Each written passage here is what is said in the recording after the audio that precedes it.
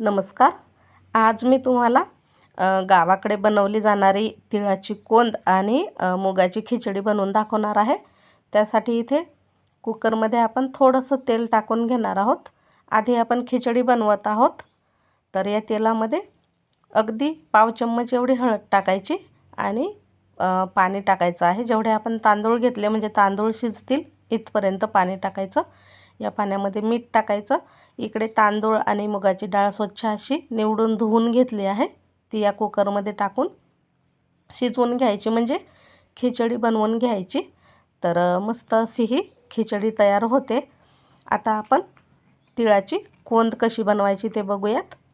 तर इथे कढईमध्ये आपण अर्धा किलो साधारण तीळ मी घेतले आहेत. तुम्ही किती प्रमाणात बनवणार आहेत त्यानुसार तीळ घ्या आणि हे तीळ निवडून घ्यायचे. छान मध्यम आचेवरती खमंग होईपर्यंत भाजून घ्यायचे आहेत. तीळ असे चटचट करायला लागले की समजायचं तीळ छान भाजले आहेत. ते आपण एका प्लेटमध्ये काढून घ्यायचेत आणि थोडेसे थंड करून घ्यायचे.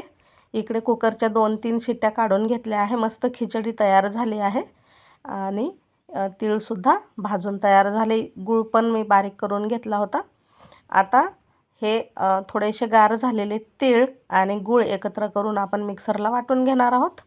इकडे तुम्ही पाहू शकता तांदळाची खिचडी मस्त मऊसूत झाली आहे. आता ही झाकून ठेवू आणि तिळाची कोंद बनवून घेऊ. अगदी झटपट होते. फार साहित्य घ्यायची गरज नाही. गूळ आणि तिळापासून आपण ही कोंद बनवलेली आहे बघा. आता ही खिचडी आणि त्यावरती मस्त अशी ही कोंद घ्यायची. खूप भारी लागते. नक्की करून बघा, खाऊन पहा, कशी झाली कमेंट करून सांगा. व्हिडिओ आवडल्यास लाईक शेअरही करा. भेटू पुन्हा अशाच छानशा नवीन व्हिडिओमध्ये.